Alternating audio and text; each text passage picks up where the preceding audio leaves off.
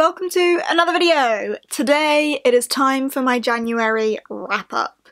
First wrap-up of the year, and I'm not too disappointed with how I did, but I definitely could have done better.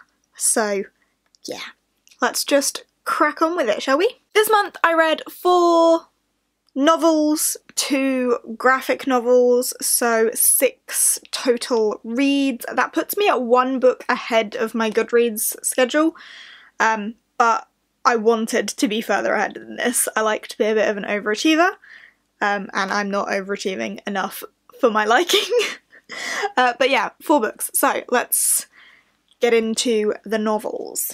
If you watch my reading vlogs, you will have seen me talk about all of these, because that's what my reading vlogs are about.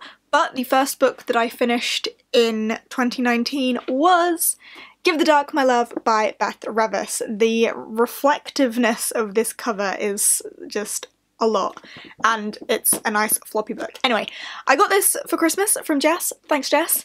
And I hadn't really heard anything about it, or knew anyone that had read it, or heard anything about it, so I was going into this pretty blind, but the cover and the title for some reason really drew my attention, so I wanted to get into it pretty quick. Like, as soon as I opened it, I was like, oh, I want to give that a go. And I did. This follows our main character, who is studying medicinal alchemy to try and help or find a cure for the wasting death that is sweeping over the land and killing everyone.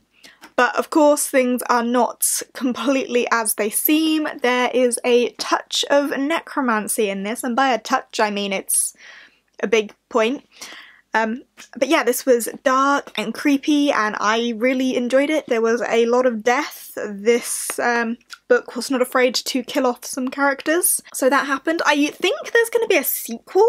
I don't know, but the way that this ended made me think there was going to be a follow-on to it, but I could well be wrong about that. I'm not too sure. I hope there's a sequel, because I quite liked it. I ended up giving it 4 stars, which not surprised me because I didn't know too much about it, but sort of surprised me because I didn't know too much about it, so I wasn't really sure what to expect from it, but I liked it. I gave it 4 stars. I liked the dark, sort of twisted side of it. It was, as the title would suggest, a dark read, and the necromancy was pleasurable to read about, which isn't something you'd expect to say about necromancy, really, is it? The next book that I read is one that I've actually been reading for a really long time and finally just bit the bullet to finish it, and that is Dreams of Gods and Monsters by Laini Taylor. I'd been listening to the audiobook of this for months and I was just scared to finish it. I didn't want it to be over, I didn't want to have to put it down, so I was dragging it out for as long as I possibly could.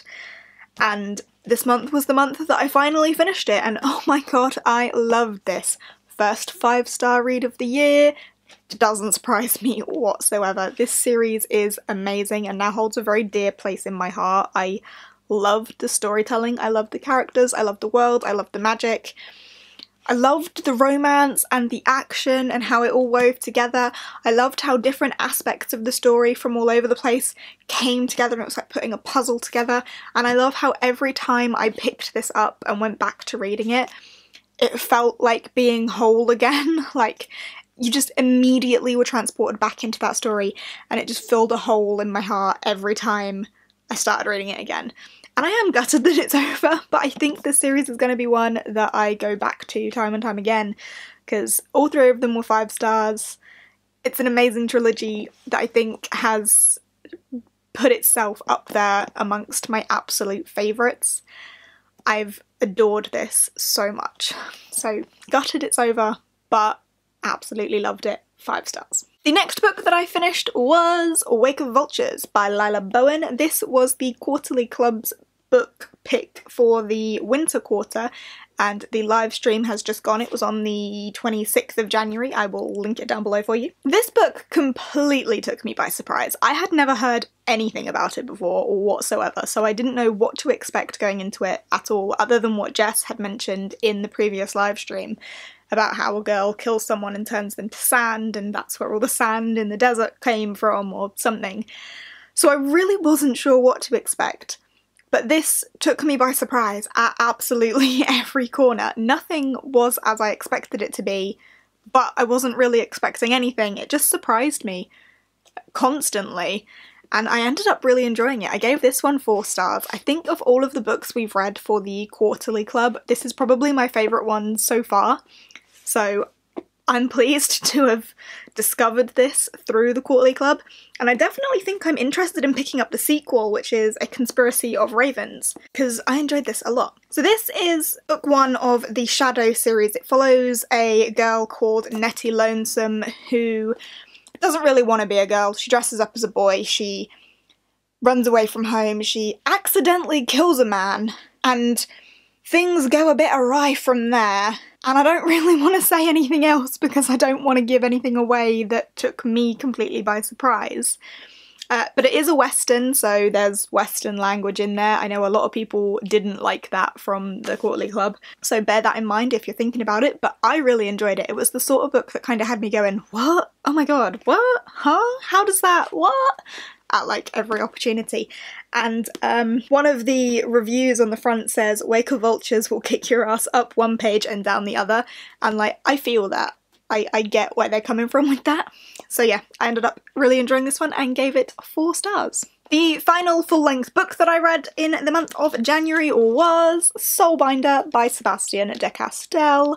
I buddy read this with AJ and absolutely loved it. I have loved this series so thoroughly from Spellslinger through to this one. I gave this one 5 stars, but it was really no surprise to me. We lost some characters that I was very much invested in, but they found a way to still kind of be woven into the story, and I really like that. I like how Kellen goes on a different adventure every time, but everything's kind of leading to the same point, and we go through these same sort of cycles, but not in a repetitive way, in a like development sort of way, and I really like it. So this series, if you are not familiar, follows Kellen, who was a mage without any magic and kind of had to trick his way through some stuff.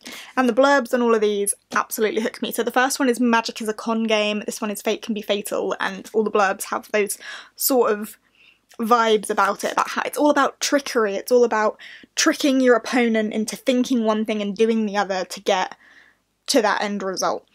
And what I love about all of this is throughout the entire process, you know there's a plan, you know it's one big trick and there is something that they're following, but you're trying to work it out and you can't work it out, and then at the end when it all comes together it's just so satisfying. I said in one of my reading vlogs that the feeling this book gives me, or this whole series gives me, is when you see a magic trick and you're desperate to know how it happened, and then you find out or you work it out or something, and you get that immense satisfaction from working out that magic trick. That's how this series makes me feel, and I know that's a very specific way to describe something, but that is the sense of satisfaction that I get from these. So yeah, 5 stars, absolutely love it. Magic, dark magic, light magic, crazy animal magic, love it a lot. Really recommend this series if you haven't read it. It's one of my faves. So that's 2 5-star reads in January, and I'm strict with my 5 stars, so it's been a good month. And the other ones have been 4 stars, so I've had a pretty good quality reading month, just not quite the volumes that I would have liked. But let's go on to the graphic novels that I read. This month I read 2 graphic novels, both of which were volumes of Giant Days. So I read volume 5 and volume 6 of Giant Days. Pop them there for you. And thoroughly enjoyed both of them. This series is very addictive in the sense that it's very non-committal and light, but you want to read on because it's just light and fluffy and funny. And I really enjoy the characters in this. And it's just kind of a slice of life bit of fun that was enjoyable. They're light-hearted, they're quick, I like them, I will be continuing with them. And there's not really much else to say about them. It's about these 3 girls at university and their journey through university and their becoming woman and dealing with the adult world and so on and so forth, and it's just fun and I like it and I hope to continue reading them. I gave both of them 4 stars, by the way. I enjoy them a fair bit. So that is my January wrap-up. I had a pretty good reading month in terms of the quality of the books that I read, but I didn't quite hit the volumes that I wanted to. I did really want to read Truthwitch this month and Cinder, and I didn't read either of those, so I think they'll probably roll over into February, because I do want to get to them sometime soon, but we'll see how I do with February. Of course, when this goes up, it will be the middle of the Polathon, so that should help with my February reading, help me hit those goals. But yeah, that's all I have for you today. If you've read any of these books and want to chat to me about any of these books, then please do so down below. If you've enjoyed this video, give us a thumbs up, and I will see you in the next one. Bye!